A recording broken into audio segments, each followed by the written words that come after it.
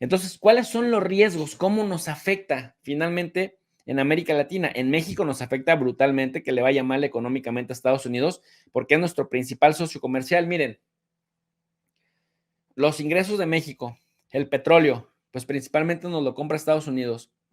Las remesas de migrantes mexicanos que están principalmente en Estados Unidos, 98% de nuestros migrantes están en Estados Unidos, y las remesas, que son nuestra segunda fuente de ingresos, tristemente, digo tristemente porque a los migrantes mexicanos los explotamos doble. Primero no les generamos las oportunidades en México y después ellos son los que nos tienen que mandar, y después de lo que nos mandan es la segunda fuente de ingresos. Vienen de Estados Unidos. Si le va mal a la economía de Estados Unidos, pues por ende tienden a disminuir las remesas, aunque nuestros migrantes se han fajado bien los pantalones y no han bajado el nivel, el porcentaje. Después, el turismo. Mayoritariamente, ¿de dónde viene el turismo que llega a México? De Estados Unidos. Turistas de origen mexicano y turistas gringos generalmente vienen a México. El cuarto ingreso viene de la venta del sector automotriz.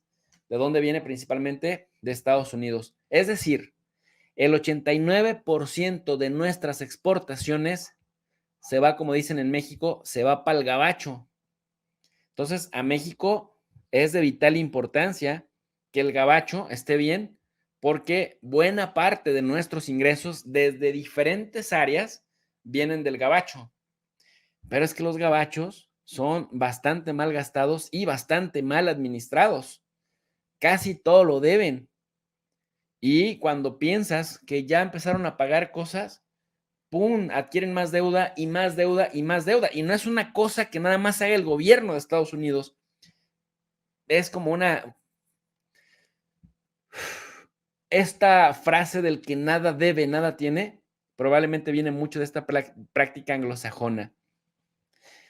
Me lo han dicho, no sé. Ustedes que viven allá, díganme si sí o si no.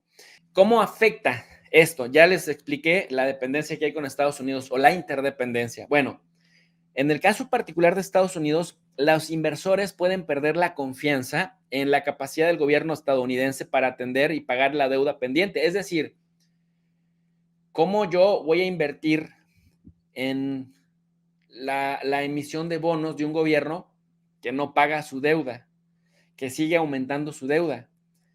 ¿En qué momento, si no paga, me genera confianza para yo seguir comprando deuda? Entonces, esto provoca un aumento brusco de los tipos de interés por sí solo, y también un nuevo espiral de inflación. ¿Por qué?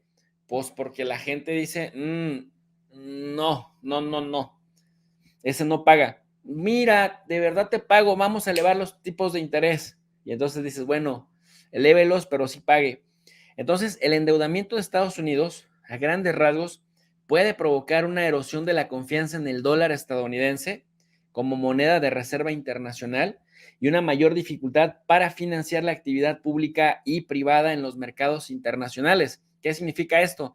Que si Azerbaiyán y Alemania quieren venderse y comprarse cosas, ya no lo van a hacer en dólares, porque esto les empieza a generar desconfianza en la moneda misma, que es la moneda de uso común en el comercio internacional. Y Boyfriend manda un superchat, dice, profe, ¿este tipo de problemas no vendría también una devaluación del dólar aparte de la inflación? ¿Cree que puede haber revuelta social? Un saludo.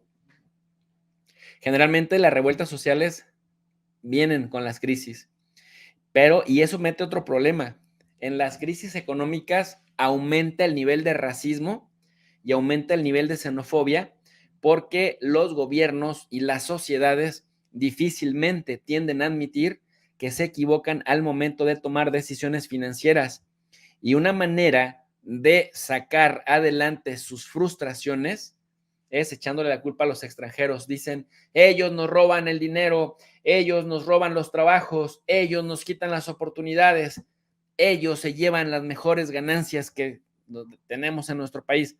Pasó en Alemania nazi, pasó en la Italia fascista, ha pasado también en España, ha pasado también en la India, ha pasado también en la península arábiga, Bueno, digo, en Estados Unidos ha pasado cualquier cantidad de veces y eso, ojo, y eso genera, o eso implica, pues, que también los migrantes, no solamente los mexicanos en Estados Unidos, en general, los migrantes en un país o la gente con ascendencia de otro país, sufra bastante cuando vienen las revueltas por crisis económicas, por recesiones económicas, que ojo, yo se los vengo diciendo desde marzo, en Europa se van a poner muy frías las cosas en diciembre, literal, y aunque los europeos digan que tienen derrotado a Rusia,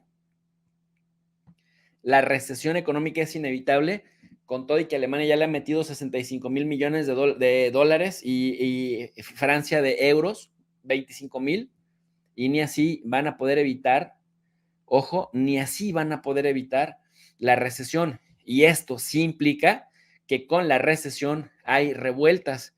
Las crisis económicas precedidas de recesiones económicas, precedidas de inflación, precedidas de malos gobiernos que se van a la quiebra porque no saben administrar, porque no son capaces de su deuda, pero siguen generando más deuda, como Estados Unidos, que sigue aumentando deuda, imprimiendo billetes sin respaldo en nada, sí terminan afectando bastante al punto que después se vuelve esa frustración social que se tiene contra del gobierno en frustración en contra de los migrantes y trayendo mucha xenofobia. Por eso también es preocupante el hecho de que la gente crea que las malas decisiones de los gobiernos en general, deudores, son culpa de los migrantes que llegan a robar oportunidades de trabajo, cuando pues, son ellos mismos los que hay muchos trabajos que no quieren hacer y cuando son ellos mismos quienes no son lo suficientemente responsables para presionar a sus respectivos gobiernos en torno a tomar mejores decisiones.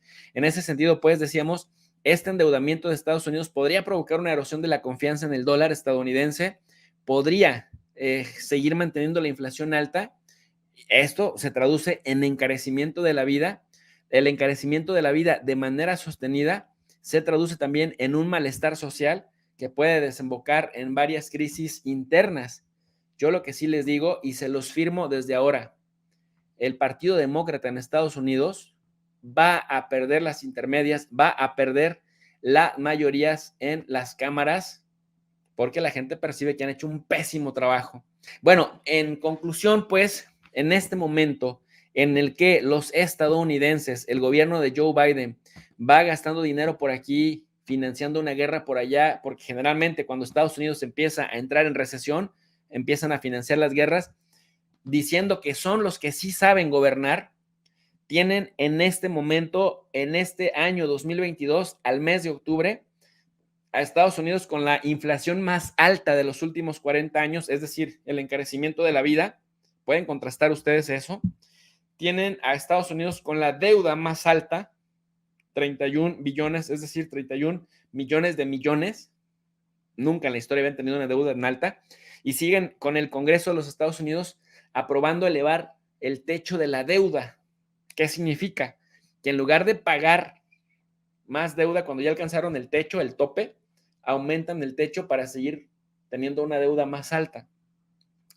Entonces, los funcionarios que establecen la política fiscal de Estados Unidos podrían sentirse limitados en el momento de aplicar medidas financiadas con la deuda para responder a decisiones y a desafíos imprevistos que puedan surgir en el futuro.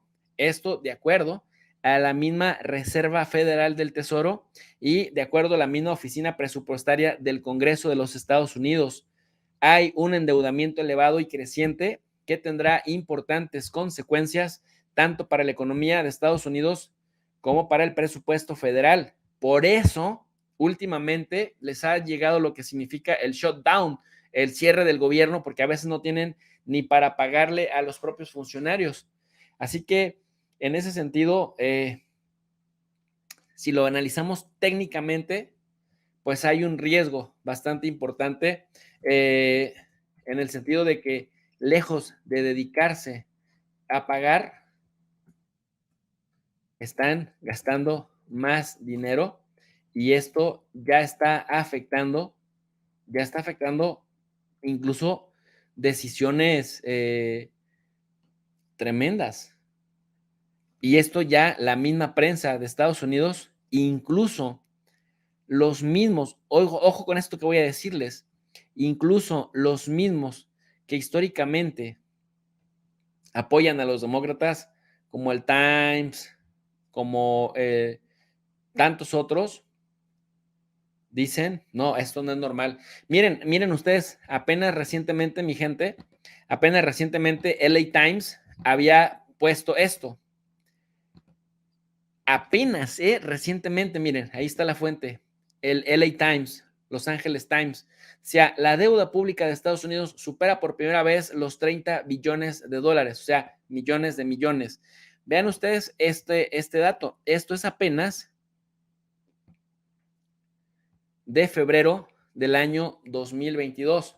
Muchos dirían, sí es por culpa de Rusia. Pues no, porque el 1 de febrero del 2022 todavía no era un escándalo Rusia-Ucrania, pero ya Estados Unidos había superado por primera vez en la historia los 30 billones de dólares, según el Departamento del Tesoro, tras un aumento de 7 billones en los últimos 2 años.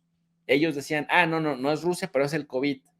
Ahora dicen, es que es Rusia, ya no es el COVID, es que es Rusia, pero siguen aumentando de manera escandalosa y millonaria la deuda y el techo de la deuda en lugar de forzarse a irla pagando.